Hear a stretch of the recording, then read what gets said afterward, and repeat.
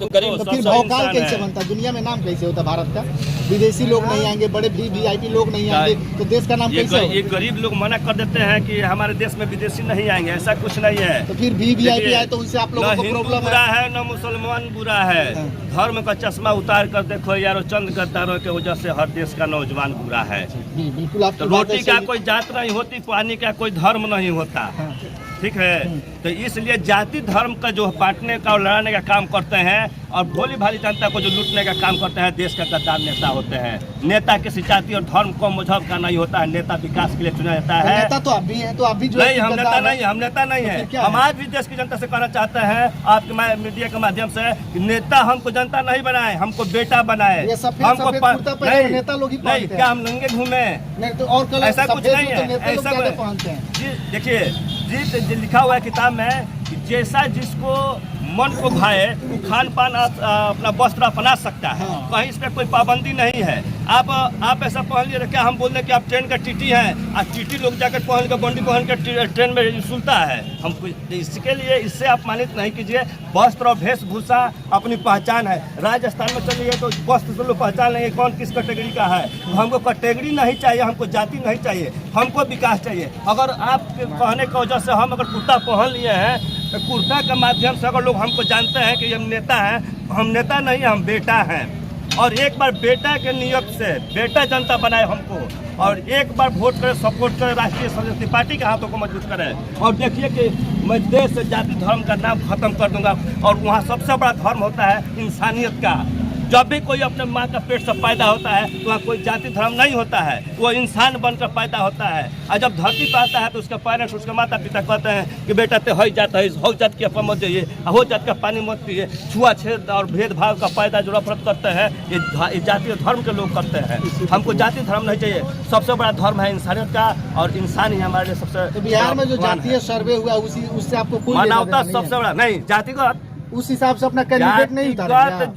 जो सर्वे हुआ है, देखिएगा आने वाला चुनाव में ये झोरा में धरा रह जाएगा। ये लोग अपने शासन में और सत्ता में आने के लिए गद्दार लोग ये जातिगत जनगणना कराए।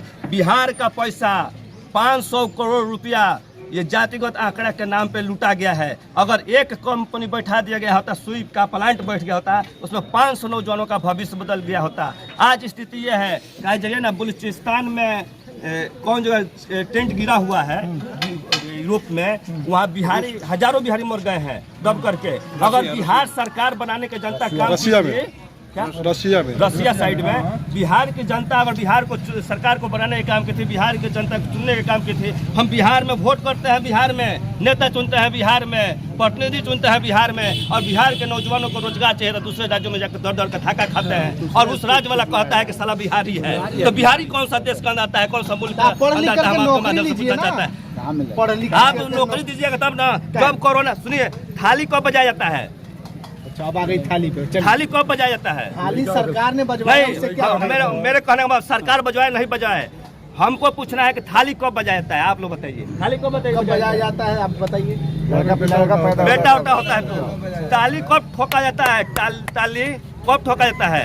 कब ठोका जाता है बताइए। हिजड़े लोग ठोकते हैं, हिजड़े लोग ठोकते हैं जब कोई खुशहाली होता है। और कहीं कोई फंक्शन होता है तो लोग जब खुश होते हैं, वाह शाबाशी देने के लिए ताली बजाया जाता है।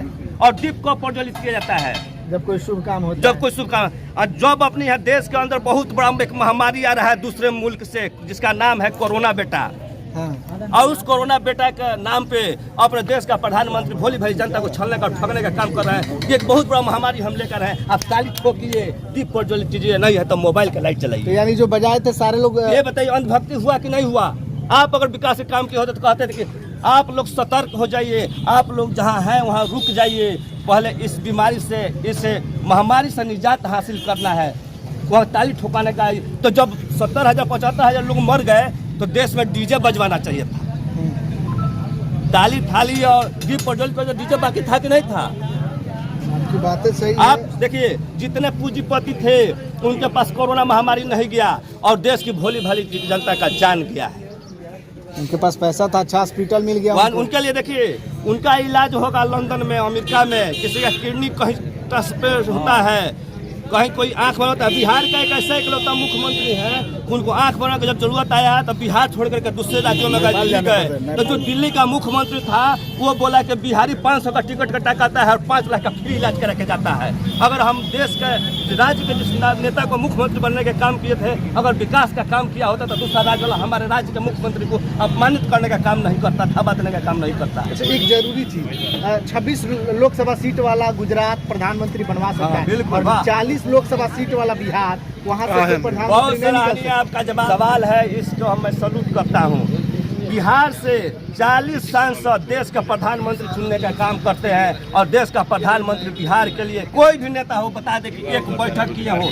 आपके मीडिया के माध्यम से कहना चाहते हैं कि कहीं मीडिया में कहीं एक स्टेटमेंट हो बिहार से बाढ़ रोकने के लिए, बिहार से पलायन रोकने के लिए, बिहार के नौजवानों के लिए, बिहार के शिक्षा के लिए, बिहार में रोजगार लगाने के लिए, कहीं बिहारी नाम का धापा खत्म करने के लिए कहीं अगर एक स्टेटमेंट हो न्यूज में कि देश का प्रधानमंत्री के लिए एक बैठक किया गया और बिहारी के लिए आवाज़ उठाया गया सम्मान में, तो आप हमको बता दीजिए। मैं आज ही पार्टी को छोड़कर उनके साथ आ जाऊंगा। ये तो एक आपको मैं इतना भीड़ है सभी से मैं कहना चाहता हूँ, एक बैठक हमको कोई बता दे, एक स्टेटमेंट बता दे कहीं मीडिया में दिया हूँ बिहार के लिए। आज फिर चुनाव जब है तो बिहार के भोली भाली जनता को लुभाया जाएगा, 200-400 रुपया खिलाया जाएगा, एक पैक दारू पिलाया जाएगा, गमछा ओढ़ाया जाएगा, उससे भी नहीं होगा। तो हम जाति के हम नेता हम उनको समीकरण मिलावा, घेट से घेट मिलावा, आपन हाथ रोगन करो और सत्ता में आवा, कल फिर भोली भाली जनता का लूटो। ये तो एक बार आप लोग सोच को बदलिए, एक को चुनिए, नेक को चुनिए, अच्छे को चुनिए, सच्चे को चुनिए। हमारी पार्टी का नारा है कि हमें जात नहीं, हमें जमात चाहिए और सभी वर्णों का साथ चाहिए। नेता के लिए कोई जाति धर्म नहीं होता है। हमको आप लोग वोट दीजिएगा चाहे नहीं दीजिएगा, लेकिन एक बार अपनी सोच को बदलिए। विकास के नाम पे अगर आप बिहार में वोट किए हैं तो बिहार में विकास के लिए अपने बाप दादा की तरफ देख लीजिए, 3 पीढ़ी डूब गया।